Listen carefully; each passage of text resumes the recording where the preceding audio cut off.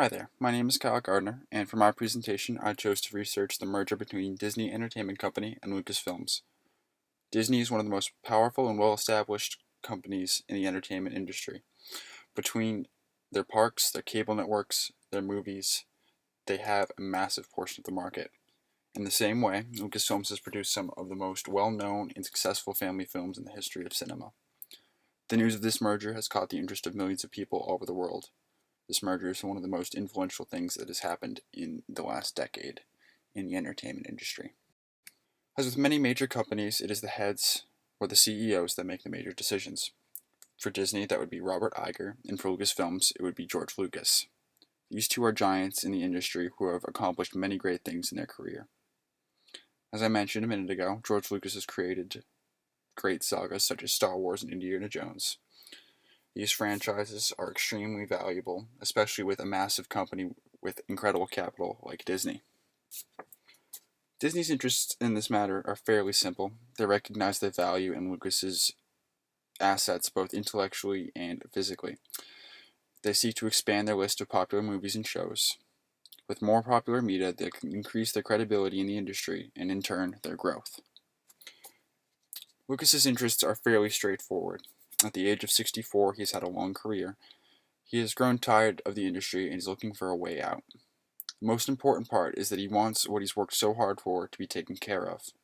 He'd also like to be involved with the creation of future projects in the saga. Above all, Disney values Lucas's intellectual property. They want to collect royalties from previous productions as well as have the freedom to do whatever they would like with future productions. They would also like to utilize the facilities of Lucas's company.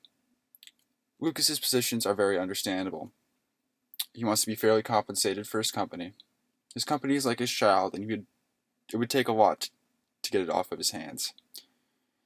He also wants many of the people that he hired to maintain their current positions in the company. Lastly, he wants two and only two executives to read the treatments regarding the potential sequels. All very reasonable requests. Now, over the last few years, Disney has done a lot to have the public and the industry recognize them. Pixar was once one of George Lucas's companies, and he's had paid close attention to what Disney has done with it. Also, within the last few years, Disney has acquired Marvel and done amazing things with that franchise as well, which Lucas has paid great attention to. On the other side, George Lucas has done his homework as well. Not long ago, he hired a new president of his company, Kathleen Kennedy. And even before the merger was even spoken about with Disney, he did much homework in order to get things set up for the sequels of Star Wars. He spoke to the original cast and got them involved and started making negotiations with them. He spoke with the original writer and got him on board along with another writer. On top of that, he also found a director for this piece, J.J. Abrams, who has agreed to take on the role. So George Lucas has been busy even before this deal was in the making. There are a lot of negotiation tactics that were used in this negotiation. The first one that stood out to me was BATNA. On George Lucas's behalf, he knew the value of his property and he knew what he wanted for it, and he wasn't going to accept any less. He knew he could take the deal to someone else if he needed to. At the same time, there was a lot of mutual benefit. George Lucas was fairly compensated for his company, and he gets to maintain a say and a voice in what happens in the future of it. On Disney's side, they get an incredible amount of intellectual property that they can do whatever they would like with.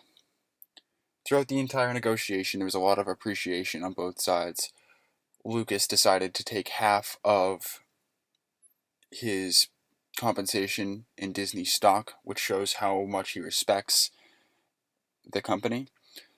At the same time, Disney was very cooperative with working with George Lucas and gave him many of the things that he asked for. Overall, everything went very well in negotiation. Both parties received a fair deal and benefited well. Lucas got to maintain a role in the future productions of the things that he created, And on the other side, Disney received an extremely valuable intellectual property that they can develop in any way that they see fit. As far as what went wrong, there wasn't a lot that went wrong. The one thing Disney has to keep in mind is that Fox will continue to own the distribution rights of all of the previous films made by Lucasfilms for the next 5 years. And on the other side, with George Lucas, he had to give up something that he worked so hard for, which I can imagine was not very easy for him to do.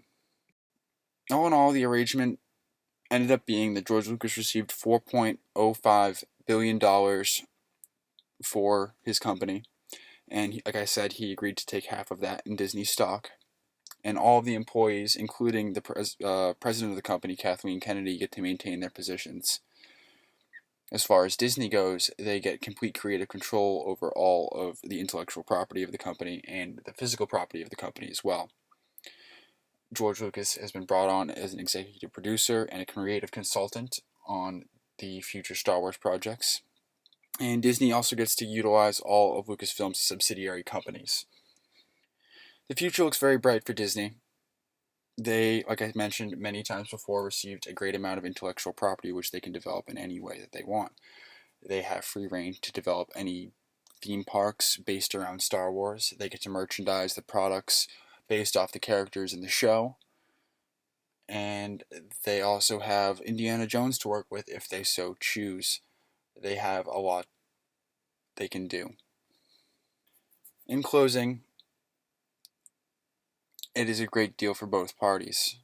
Disney gets a great intellectual property that they can develop, and George Lucas gets to retire happily and maintain a say in the projects that he has spent so much time developing.